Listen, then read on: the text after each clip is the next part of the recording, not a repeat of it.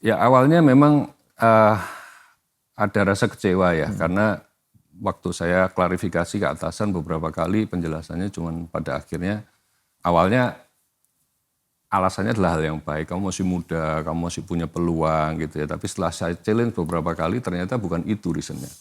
Jadi intinya begitu saya naik lagi ke atasnya, saya diberitahukan bahwa ya intinya manajernya enggak match dengan kamu lah, dia merasa enggak cocok. Sesimpel itu. Dan saya harus menerima kenyataan bahwa ya saya merasa kayak saya sedang di kick nih sebetulnya sama dia dari timnya dia gitu ya. Halo semua, kembali lagi di Market Lycism, masih bersama saya Fandi dan saya Ivana. Oke, silakan Iv, mau ngomong apa hari ini? Hari ini narasumber kita yang kali ini tuh sangat menarik ya, karena dia seorang profesional, tetapi lika-liku karirnya itu sangat terjal gitu ya. Nah, seperti apa kisahnya dan bagaimana dia menghadapinya, yuk kita langsung aja. Silakan. Ada berapa kali? Satu kali disakiti atau gimana gitu ya? Penasaran nih? Ya dengerin dulu makanya langsung. Oke, silakan. Silakan. Halo, nama saya Joshua Jimmy. Saya adalah seorang karyawan di satu perusahaan, saat ini masih bekerja di korporasi, dan sepanjang karir mungkin saya lebih banyak bergerak di korporasi ya. Ada beberapa perusahaan yang sudah pernah saya bekerja dan sampai Skala hari ini. internasional juga ya? Ya puji Tuhan ada beberapa yang cukup besar yang mungkin jemaat pasti tahu juga kalau saya sebut namanya. Tapi saya bersyukur hari ini masih diberikan kesempatan untuk dapat bekerja. Dan juga saat ini saya melayani di GMS sebagai seorang coach dan juga aser dan di bidang FLC juga. Nah, gimana? Satu dua cerita tentang lika-liku yang terjal tadi. Ya, waktu saya diminta jadi narasumber, saya sebenarnya agak bingung mau bahas area mana gitu ya, karena kan biasanya lebih ke pengusaha atau pemilik bisnis gitu ya. Tapi kalau saya sendiri, saya memang menjalani dari dua sisi. Jadi saya juga ada usaha, tapi saya juga mayoritas lebih banyak mungkin fokus di perusahaannya. Dari sepanjang karir mulai tahun 2000 lulus kuliah, sampai hari ini mungkin sekitar 25 tahun kurang lebih, saya selalu bekerja di perusahaan. Sampai saat ini mungkin kalau yang besar terhitung ada 3 ya. Jadi 17 tahun pertama saya di multinational company, consumer good. Kemudian yang kedua itu saya di perusahaan shipping lines selama kurang lebih 5 tahun. Dan saat ini hampir 4 tahun terakhir saya di perusahaan ride hailing digital. Gitu. Aduh, mungkin boleh ceritain nih lika-liku yang terjal dan seru itu. Mungkin di perusahaan pertama dulu kali ya, yang 17 tahun loh ya. Ngadi, Itu luar biasa. pengabdian yang cukup panjang, Dedikasinya cukup luar lama. biasa. Situ. Dan pastinya karirnya juga tidak di bawah-bawah ya, dengan 17 tahun itu pasti akan naik gitu. Ya. Nah, gimana tantangannya? Ya, jadi di perusahaan yang pertama, sebenarnya bukan yang pertama banget, tapi yang bisa saya bilang cukup ini ya, major dalam hidup saya. Saya bekerja awalnya dari Jakarta, masuknya. Ya, saya apply di Jakarta, dan selama beberapa tahun awal itu cukup berat karena saya ada di departemen yang mengelola pekerjaan untuk urusan internasional. Dan perusahaan itu, divisi itu pada akhirnya dilebur dengan perusahaan yang ada di Indonesia. Dan saya mendapatkan satu tim yang kebetulan pada waktu itu atasannya mungkin agak kurang cocok gitu ya. Dalam artian ada perbedaan pandangan di mana akhirnya dia merasa bahwa seharusnya saya tidak ada di tempat itu gitu ya. Padahal awalnya dia juga yang meminta saya bergabung di situ.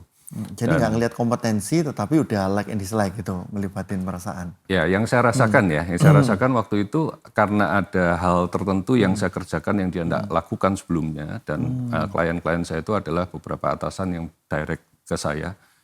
Saya melihat ada rasa kayak seperti insecure ya. Jadi merasa kayak kok anak ini langsung aksesnya bisa dengan beberapa orang tertentu yang membuat dia tidak merasa nyaman di situ. Dan pada akhirnya saya mendapatkan keputusan untuk saya akhirnya direlokasi ke Surabaya, ke Pandaan waktu itu. Dan itu satu proses yang cukup berat buat saya karena tujuan saya waktu itu selalu lulus kuliah ke Jakarta itu adalah menyusul calon istri saya waktu itu. Jadi saya ingin membangun mimpi untuk bekerja dan berkarir itu di Jakarta sekaligus untuk mulai serius dengan istri saya. Karena dulu kami LDR, kami kenal mulai dari SMA.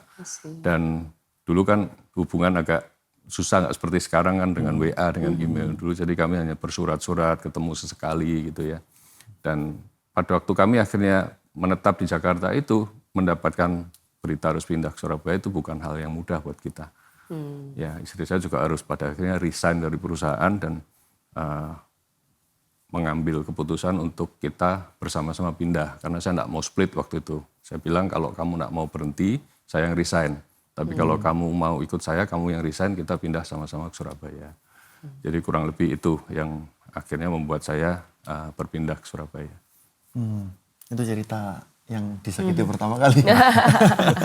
Oke, nah kira-kira singkat cerita setelah di Surabaya, ya pasti ada satu adaptasi yang cukup luar biasa kali ya dari ibu kota gitu ya ke Surabaya. Tapi tinggalnya di Surabaya ya, walaupun besarnya di Surabaya Pandaan kan. Saya kuliah di Surabaya, jadi sebenarnya I Surabaya see. buat saya enggak asing, cuman istri saya kan asli Jakarta.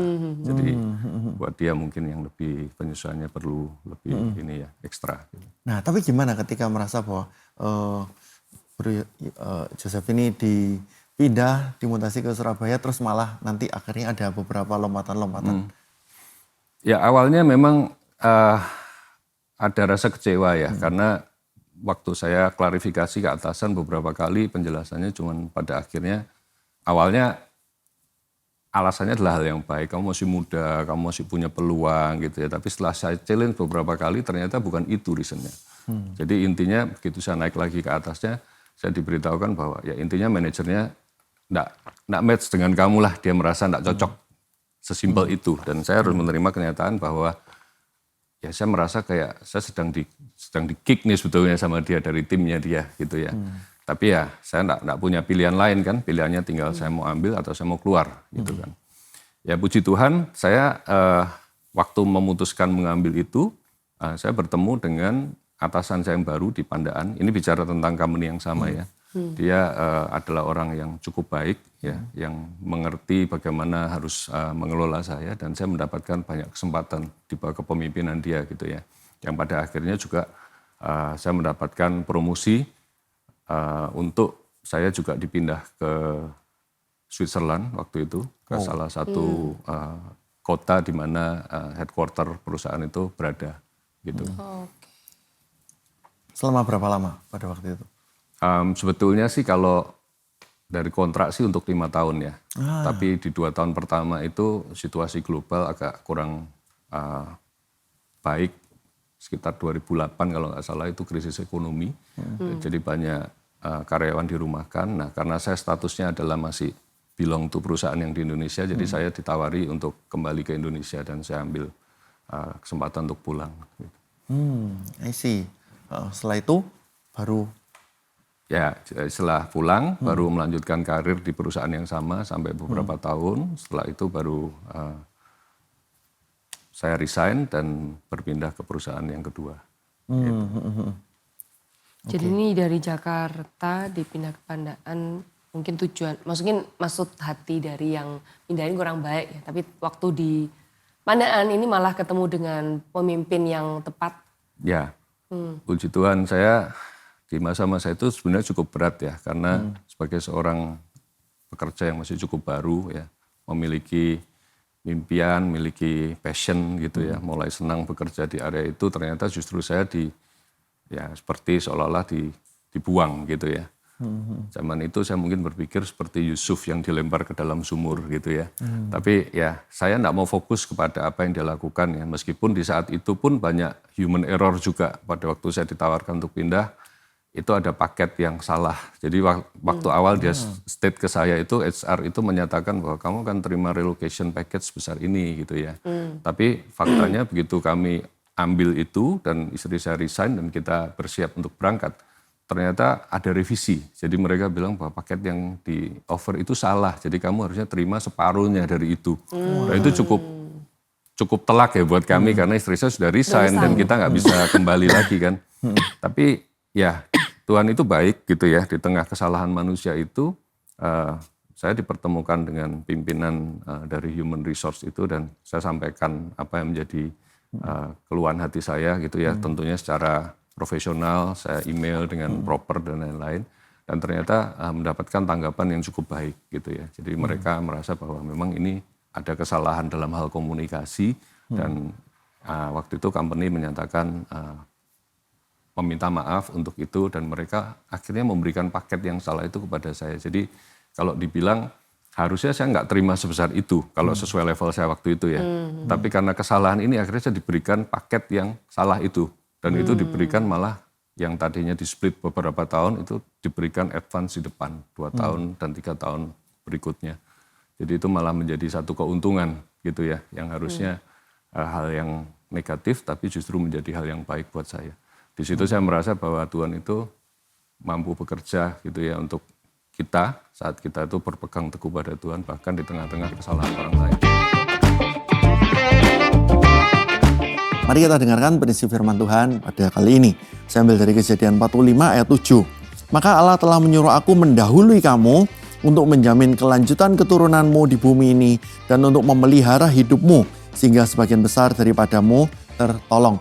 Ada berapa banyak kita mungkin yang melihat seperti pengakuan Yusuf ke saudara-saudaranya ketika pertama kali bertemu setelah berpisah, setelah niat-niat jahat dari saudara-saudaranya Yusuf. Di sini Yusuf justru malah mengatakan, karena Allah telah menyuruh aku mendahului kamu. Kita tahu bahwa kejadian Yusuf ini tidak mudah. Yusuf harus jadi budak, Yusuf harus masuk lagi ke dalam penjara karena godaan dari istri Potifar, karena fitnah dari godaan istri Potifar dan lain-lain. Hidupnya nggak mudah dan kita tahu penjara zaman dulu beda dengan zaman sekarang. Penjara zaman dulu juga sangat-sangat menjijikan, sangat-sangat gimana gitu, mengerikan gitu. Dan hidup sebagai budak juga sekarang tidak punya hak untuk hidup lagi. Di sini semua hal yang tidak enak dialami oleh Yusuf. Tetapi Yusuf berkata bahwa karena Allah telah menyuruh aku mendahului kamu. Ada berapa banyak di antara kita yang gampang mengeluh karena hidup kita ini susah. Hidup kita ini tidak baik-baik saja. Tapi apakah kita bisa melihat bahwa oh ternyata aku bisa melihat tangan Tuhan sedang bekerja merajut segala sesuatu dalam hidupku sehingga nanti pada akhirnya akan berbuah kebaikan tidak hanya bagi diriku tetapi bagi aku dan seisi keluargaku. Nah, ini yang diimani oleh Yusuf dan itu yang membuat dia juga bertahan sampai pada akhirnya. Sekarang saya minta masing-masing dari kita introspeksi. Tuhan, walaupun sekarang kondisiku tidak baik-baik saja, tapi aku harus melihat jauh ke depan ya Tuhan. Ketika Tuhan seakan menyuruh aku mendahului dengan kepahitan, dengan kegetiran, dengan susah payah, dengan sengsara. Tapi ujungnya nanti adalah apa yang tidak pernah dilihat mata, tidak pernah didengar telinga, tidak pernah muncul dalam hati, disediakan Tuhan bagi semua orang yang mengasihi Dia. Mari kita sama-sama mengasihi Tuhan dan kita bisa bertahan dalam situasi yang sulit ini. Dan kita tahu Tuhan akan memberikan kita terobosan dan segala sesuatu akan indah pada waktunya. Tuhan Yesus memberkati. Nah, sekarang saya mau tanya gini, seringkali kan dalam berkarir gitu ya, apalagi hidup dalam satu kantor yang cukup banyak orang dengan segala politik dan lika-likunya gitu. Apa yang Bro Yosef lakukan gitu ya sampai ketika oke, pertama dijanjiin relocation package sekian, ternyata realisasinya separuh. Terus akhirnya mengambil keputusan untuk mencoba via email ke HR gitu ya dan sebagainya, dan mungkin dari beberapa gimana caranya menempatkan diri sebagai anak Tuhan untuk benar-benar hidup secara bijaksana dalam lingkungan korporasi seperti ini. Itu karena sekarang bagaimanapun bisa diakui ya, ada Gen Z dan sebagainya yang udah toto resign gitu ya, atau mungkin ya udah terima apa adanya tapi ya silent gitu ya, apa namanya quiet quitting, atau ya udah pokoknya apa aja cuman bekerja sebisanya gitu, yang penting gaji dapat. Nah, menurut Bro Yosef gimana? Apa yang seharusnya gitu kita bisa lakukan kira-kira kalau bisa fight ya udah fight gitu, ya udah email, ya udah menghadap si A, menghadap si B, jangan gini terus gitu ya. Gimana? Ya saya pikir gini, pasti setiap kita itu tidak suka saat kita dijanjikan sesuatu dan pada akhirnya tidak dipenuhi gitu ya. Apalagi sudah pernah di stage sebelumnya. Kalau ditanya ke saya waktu itu, mungkin saya bisa bilang malah saya ini mungkin saya waktu itu tidak menyikapinya dengan 100% benar waktu itu. Ya. Mungkin saya lebih ke mengejar dan menanyakan tentang apa yang menjadi hak saya gitu ya. Dan kalau hari ini saya berpikir mungkin kalau sekarang saya bisa melakukan itu dengan lebih baik ya. Kadang-kala kita harus berpikir dengan hikmat sedikit ya, memberi waktu. Kadang-kala kita juga approach kita dalam menanyakan juga harus benar gitu ya. Saya pikir it's okay untuk menanyakan sesuatu yang menjadi hak-hak kita gitu ya, selama caranya itu benar gitu. Tapi mungkin kalau dulu saya kurang pas gitu ya, saya lebih frontal orangnya. Saya kejar orang itu sampai dia mungkin merasa tidak nyaman, merasa salah dan lain-lain, sehingga akhirnya itu menjadi blunder kembali ke saya. Jadi beberapa orang itu jadi merasa kayak, wah anak ini agak kurang ini ya, kurang menyenangkan ya. Jadi kayak menjadi saya meng-create enemy di sekitar saya yang tanpa saya sadari gitu. Meskipun dalam tanda kutip saya tidak nuntut haknya orang, saya tidak minta sesuatu di luar yang saya berhak gitu kan. Tapi caranya mungkin itu yang harus kita pikirkan, bagaimana meng-approach atasan atau meng-approach bagian-bagian tertentu gitu ya. Supaya apa yang menjadi hak-hak kita itu juga bisa diberikan dengan tepat gitu. Oke, selanjutnya dengan kondisi sekarang yang mungkin tidak terlalu baik-baik saja, ada beberapa perusahaan atau korporasi yang seakan-akan menggantung pegawai atau karyawan ini, yaudah gitu terus gajinya gitu ya. Ya gimana? Apakah etis gitu untuk seakan-akan suatu saat datang ke pimpinannya terus bilang, Pak saya udah berapa tahun lo kerja di sini gitu. Boleh dong saya misalnya secara posisi minta promosi atau secara gaji juga minta kenaikan. Nah itu kira-kira cara yang bijaksana seperti apa? Ya saya melihat beberapa contoh kasus dari selama berkarir ya. Ada beberapa teman juga yang mengalami hal yang sama. Jadi menurut saya pada saat kita menghadapi situasi seperti itu ya, pertama-tama kita harus melihat juga banyak faktor. Apakah kita di perusahaan itu tuh memiliki kontribusi yang memang signifikan, value yang sangat signifikan bagi perusahaan gitu ya. Kalau kita merasa bahkan saat kita memiliki value yang signifikan, kontribusi yang baik pun, tidak serta-merta kita tuh bisa gampang untuk maju dan menuntut gitu ya. Karena kan faktor kondisi perusahaan juga menjadi pertimbangan gitu ya. Tapi kalau kita ada di dalam ketidakadilan ya, dan kita tahu bahwa kita berhak untuk hak-hak itu, mungkin kita juga bisa menyiapkan diri untuk menanyakan itu ya. Tentunya kasih waktu ya, jangan baru kerja 3 bulan untuk gaji gitu. Terlalu cepat gitu ya. Pasti ada waktu yang kita harus terima prosesnya. Untuk proof, untuk buktikan ke perusahaan bahwa memang kita sudah lakukan bagian kita yang terbaik. Dan di saat itu mungkin kita juga bisa meminta waktu atasan untuk membicarakan itu. Tentunya juga doakan dulu gitu ya, supaya atasan juga diberikan hati yang lembut, hati yang terbuka untuk bisa menerima setiap masukan gitu ya. Jadi saya pikir it's okay, asal kita sudah melakukan bagian kita, saya rasa baik-baik saja sih untuk kita menanyakan hal tersebut gitu. Sampai kira-kira berapa lama seseorang harus menunggu dan nanti Tuhan yang buka jalan, atau yaudah kita coba dengan inisiasi kita sendiri gitu.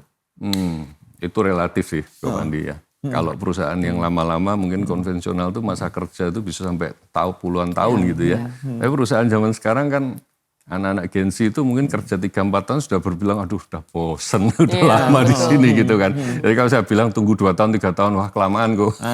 Bisa standar pindah tuh mereka. Betul, jadi mungkin standar waktu tidak bisa jadi ukuran ya, tapi lebih ke kita harus peka sendiri dengan lingkungan, dengan keadaan perusahaan saat ini bagaimana. Gitu. Kalau memang perusahaannya hopeless dan memang tidak ada harapan ya mungkin kita ada di tempat yang salah gitu. Instead of menuntut mungkin kita harus rating apakah kita memang harus melihat peluang yang lain atau bagaimana. Gitu. Nah mau ngomongin masalah ini ya, ingin tanya juga, sampai kapan kita harus bertahan dan sampai kapan kita harus pindah? Saya pikir kalau saya melihatnya gini, perusahaan ini memiliki value-value yang baik atau enggak gitu ya. Kalau dia sudah fokusnya hanya kepada profit dan mengabaikan hal-hal yang lain gitu ya. Sooner or later kita juga pasti akan kena dampak gitu ya. Kita pasti akan somehow kena yang namanya efisiensi ataupun menjadi bagian dari proses gitu ya. Tapi kalau ada hal value yang lain yang kita bisa ambil di perusahaan itu, di mana kita tertanam di sana, dan ada purpose yang lain yang kita bisa ambil mungkin dari sisi development kita dan lain-lain. Itu mungkin kita perlu berpikir untuk sedikit bertahan meskipun situasinya kurang baik gitu ya. Tapi kalau kita tidak mendapatkan semua value-value yang penting itu, ya mungkin kita harus start untuk melihat opsi-opsi yang lain gitu. Joshua ingin tahu nih, kalau misalnya sepanjang lika-liku tadi itu, gimana sih campur tangan Tuhan di dalam lika-liku tersebut? Ya, jadi kalau sepanjang karir saya di korporasi, pastinya banyak hal yang saya alami ya. Hal-hal yang baik juga hal-hal yang terjal pun kita ngalami ya. Seperti salah satunya waktu setelah saya berpindah dari Jakarta ke Surabaya, saya mendapatkan kesempatan untuk direlokasi ke HQ di Switzerland. Dan itu menjadi satu pembuktian bagaimana janji Tuhan itu digenapi atas hidup saya dan juga khususnya jawaban dari doa-doa mama saya. Ya, waktu itu kalau saya boleh cerita sedikit, waktu saya kecil dulu saya 3 bersaudara, saya nomor 2. Saya ini ada sakit asma waktu kecil. Jadi saya tuh sering kali sesak nafas dan itu cukup merepotkan buat orang tua gitu ya. Nah, mama saya waktu itu sering bilang ke saya, Mami itu lihat katalog kalender waktu itu gambar-gambar Switzerland gitu ya. Dia merasa bahwa ini negara ini bersih, airnya bersih, udaranya bersih. So kamu one day harus ke sini, harus tinggal di sini. Kamu pasti sembuh kalau di sini. Padahal di zaman itu ya mungkin 94, 95 ya. Nggak terlalu banyak informasi yang bisa kita dapat, internet seperti sekarang dan lain-lain ya. Tapi mama saya punya keyakinan bahwa kalau saya tinggal di Swiss pasti saya akan sembuh. Saya nggak akan sesak nafas lagi gitu ya. Sampai akhirnya SMA, kemudian saya dicarikan sekolah katanya di Semarang itu ada satu sekolah yang bisa mengirimkan lulusannya itu bekerja di sana gitu ya. Saya nggak ngerti itu sekolah apa, tapi yang jelas saya bilang kenapa saya harus sekolah sini Mi? Ya karena nanti lulusannya dikirim ke Swiss. Mami tuh kepingin kamu ke Swiss gitu ya. Dan ya singkat cerita itu tidak terjadi. Saya sekolah di Surabaya dan lain-lain gitu ya. Sampai pada waktu saya mendapatkan kesempatan pindah ke Swiss itu, saya merasa seperti diingatkan Tuhan bahwa karena pada akhirnya saya sempat ajak mama saya beberapa bulan ke sana tinggal di sana gitu ya. Dan so sweet tuh. Ya, dan akhirnya setiap ini kalender saat nih. dan setiap saat kita ngobrol itu saya kayak diingatkan gitu loh. Ini dulu doa dari orang tua gitu loh, doa mama gitu ya bahwa apa namanya? Dia berkeinginan saya tinggal di sini dan memang puji Tuhan selama saya di sana saya tuh enggak ngalami sekalipun sesak nafas. Bahkan saya punya obat saya bawa dari Surabaya itu untuk cadangan kalau di sana saya sesak itu saya minum gitu ya. Itu sampai 2 tahun saya kembali ke Surabaya itu obat tidak ada satupun yang saya sentuh. Dan hari ini saya benar-benar lepas, tidak ada sesak nafas, benar-benar mukjizat, tidak ada lagi sakit yang saya alami seperti saya waktu kecil waktu itu. Gitu. Wah, so blessed ya. Yes, thank you banget ya untuk waktunya, Bu Joshua. Mungkin di ending ini ada yang mau didoakan kok? Ya, untuk Bro Joshua kira-kira dengan seperti sekarang ini mungkin ada 1-2 poin gitu sebelum kita meminta Bro Joshua untuk mendoakan. Ya, jadi untuk teman-teman yang mungkin saat ini bekerja di perusahaan, khususnya korporasi ya, hari ini kita tahu situasinya mungkin tidak mudah ya, banyak perusahaan yang sedang mengalami kesulitan gitu ya. Kalau hari ini Anda masih bekerja, Tuhan masih memberikan kesempatan, kita wajib mengucap syukur ya, karena banyak juga orang yang hari ini sangat merindukan pekerjaan dan mungkin mereka harus bersaing dengan puluhan ribu bahkan jutaan orang yang ingin bekerja tapi belum bisa bekerja gitu ya. Tapi yang saya tahu bahwa kalau kita mengandalkan Tuhan, kita pasti akan ditempatkan Tuhan di tempat yang tepat pada waktu yang tepat. Kita juga akan bertemu dengan orang yang tepat sehingga apapun kesulitan yang kita hadapi pasti kita bisa lalui bersama Tuhan. Gitu. Dan pastinya tetap berdoa dan percaya bahwa setiap mimpi-mimpi yang kita serahkan kepada Tuhan itu Tuhan sanggup menggenapi itu. Amin. Ya, oke, silakan mendoakan jemaat yang bergumul. Baik. Kita akan berdoa. Tuhan Yesus, kami mengucap syukur buat siang hari ini Tuhan. Untuk setiap jemaat-Mu yang juga menyaksikan acara pada siang hari ini. Kami percaya Tuhan, Engkau Allah yang selalu memperhatikan kehidupan setiap kami. Untuk jemaat-Mu yang saat ini sedang rindu untuk mendapatkan pekerjaan ataupun sedang mengalami tekanan dan pergumulan dalam pekerjaan mereka. Kami berdoa kiranya Tuhan campur tangan dalam kehidupan mereka, untuk mereka boleh terus mengandalkan Tuhan, tidak mengandalkan kekuatan sendiri. Dan kami percaya setiap masalah yang dihadapi selalu ada jalan keluar saat kami mengandalkan Tuhan. Kami berdoa menyerahkan setiap jemaat-Mu yang menyaksikan tayangan siang hari ini Tuhan, supaya apa yang mereka dengar saat ini juga boleh menjadi kekuatan yang baru dan menjadi motivasi dan dorongan untuk mereka terus bekerja dan mengandalkan Tuhan dalam kehidupan mereka. Terima kasih Tuhan, di dalam nama Tuhan Yesus kami berdoa. Haleluya. Amin.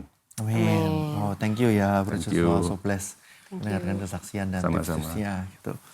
Oke, so buat teman sekalian, kalau memang misalnya setelah Anda mendengarkan dan Anda merasa mungkin ada teman Anda atau keluarga Anda yang membutuhkan kekuatan ya, sharing dari Joshua ini bisa memberkati mereka, boleh share ke mereka supaya bisa jadi berkat juga. Dan kalau misalnya kalian mau ada topik apa yang mau kita angkat, silakan komen di bawah. Jangan lupa untuk subscribe dan like channel ini juga supaya kita bisa memberkati lebih banyak orang lagi. Nah, jangan lupa follow juga Instagram kami @gmsbiskon, BIZCON gitu ya. Oke, see you in the next episode. Bye-bye. Bye-bye, God bless. Baik.